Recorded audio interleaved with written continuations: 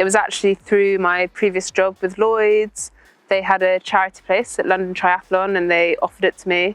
And at the time I was training for Berlin Marathon and I was a little bit bored of just running. And I was like, I know how to swim, I have a bike, I'll give it a go. Gave it a go, really enjoyed it. At the time I'd recently moved to London, was kind of looking for something active, maybe competitive to do, because I'd played a lot of field hockey through university, but hadn't found anything like that in London when I'd been there. Did the triathlon, really enjoyed it, and as a result then joined up to my local tri club because I thought that would also be a good way of meeting new people in London. And yeah, it kind of all just stemmed from there. Like I started doing the training, I really enjoyed it. I met this great group of friends, some of whom are now still my best friends, and spent that first year in 2014 basically doing loads of the London League races, just picking up entries basically of where other people were dropping out. Through 2014, basically then started hearing about being able to represent your country as an age grouper, and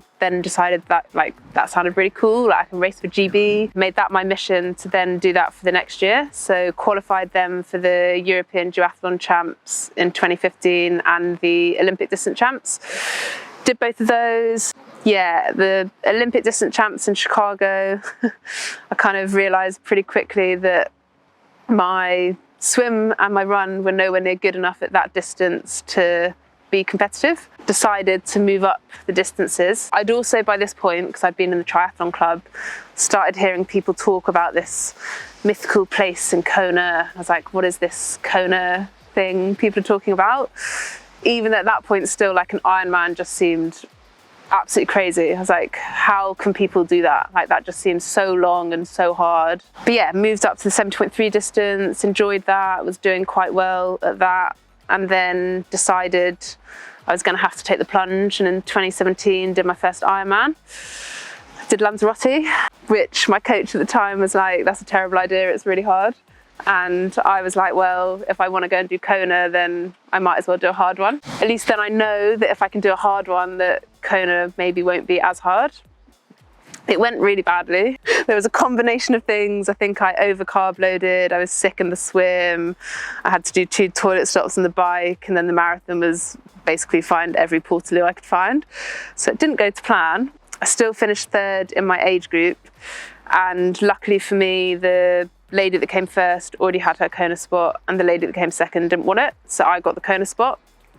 So went to Kona in 2017 just thinking it can't be as bad as Lanzarote. And it wasn't. Like, it was, you know, it was all right. I came 3rd in my age group. I had a much better time than Lanzarote, and by that point I was like, I firmly got the bug. Like, this, I really enjoy this is what I want to do. By that point I'd also heard about people going pro even though they hadn't been elite athletes as youngsters, which to me was also still quite an alien thought, that you didn't have to be this kind of superhuman person that had always done elite sport from a kid, and that actually you could have had a corporate job and then moved into professional sport. Decided that was something I'd quite like to do at some point, but also knew that I wanted to win Kona overall before I did that, because to me that would then make me feel like I was good enough. And also I wanted to be senior enough in my job at Lloyd's to either be able to go part-time or take a sabbatical and be able to get back into it quite easily. 2018, 2019, I then actually got the more senior job at Lloyd's, which I absolutely loved, but it was also very hard work. So I was like working like 50, 60 hours a week, also doing a lot of training. Yeah, so 2018, I managed to win my age group, but I was 3rd age group overall. And at that point, I'd only done 6 months of this job. So I was like, this isn't the right time to go pro. So I was like, I'll give myself another year. I then also got into the Zwift Academy, which was like the most amazing kind of journey that year. And like the support from that really helped with that like whole year up to Kona. I had a pretty good year other than a bit of a crash post Roth, which was 11 weeks before Kona. So broke my collarbone. I was like, oh, the dream's over. Like, there's no way that I can get back and win the whole race, but kind of thought I'll just do what I can do, see what happens. Managed to win the overall race, and yeah, I was like, right, this is it. I'm gonna take the plunge. I'm gonna take my pro license.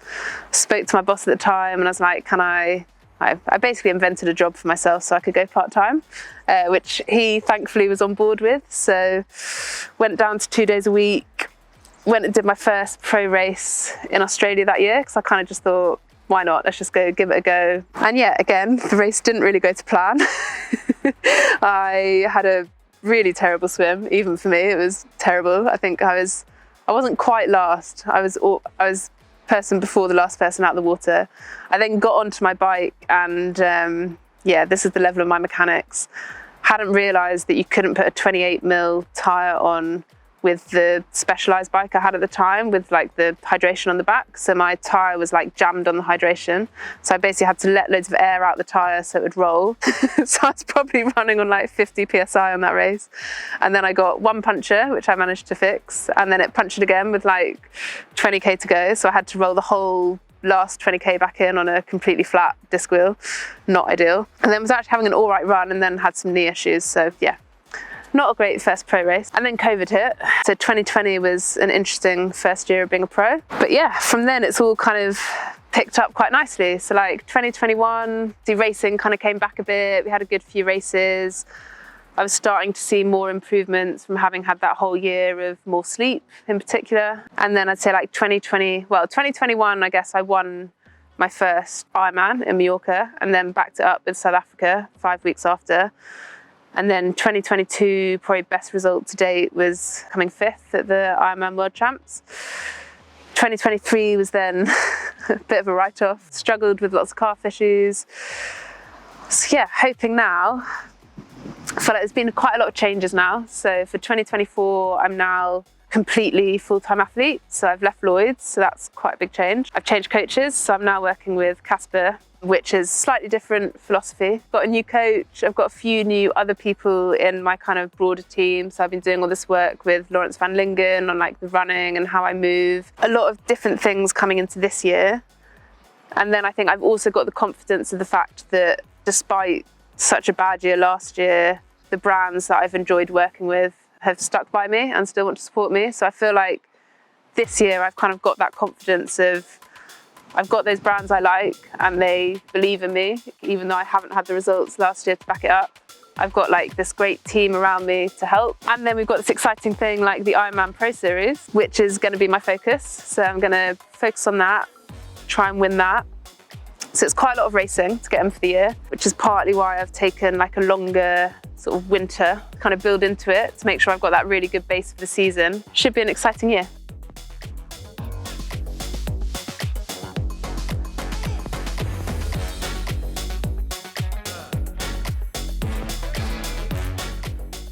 Having raced Nice before, I think gives me some confidence in that I know the course better than some other people. And obviously now spending more time out here at the moment, it's just a really beautiful course and it's challenging. So I think it'll be a completely different dynamic to Kona.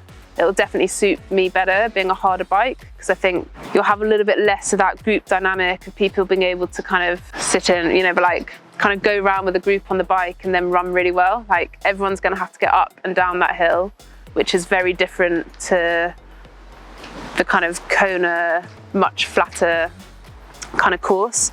So yeah, I think having it on a different course really excites me because it is just that different dynamic.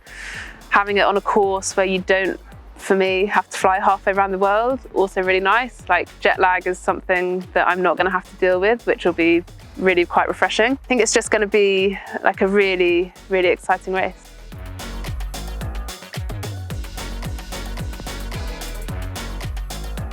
So working with parkour has been really good. Yeah, I've been really impressed by the different wheels, having the options of everything from like the training wheels up to the racing wheels, and the way that they're kind of optimized for the wider tires, which, yeah, for someone who generally trains on like not as great British roads, makes it just much more comfortable to train on. Also seeing the level of testing that they go to. So like I know that previously they've done lots of testing in Kona to look at like what is the best wheel and tyre combination for that specific course. So knowing that I've got a team behind me that is willing to look into those details is really reassuring.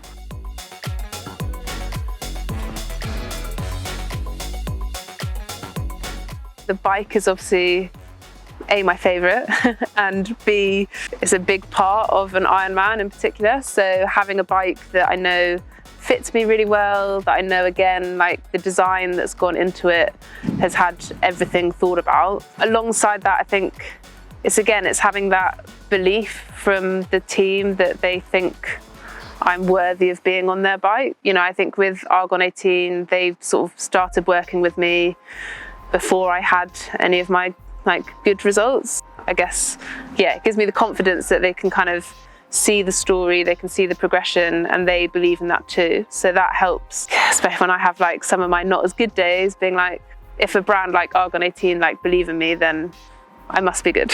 So yeah, that's quite reassuring, knowing that I have brands like that in my corner that kind of believe in me too.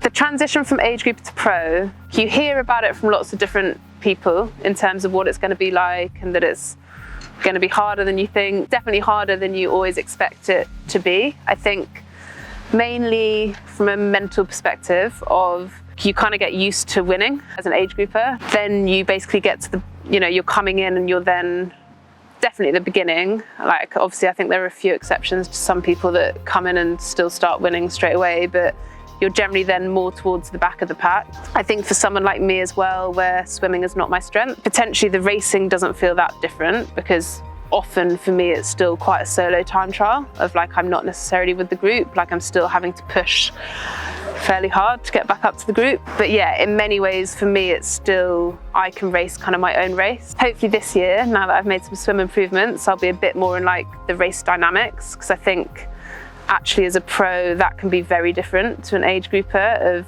you have to make those decisions of, oh, the group's kind of going, do I push a bit harder to stay with them, or do I just stick to what I think my power should be? And so yeah, I think there's more tactics at play in the pro racing. I think people also assume that you're just going to be training way more, but actually, you know, I think the biggest advantage comes from the recovery time. So mainly for me it's been sleep. Like I now get on average about 8.5 to 9 hours sleep a night, compared to about 5.5 that I was getting before. I think the recovery is probably the biggest advantage.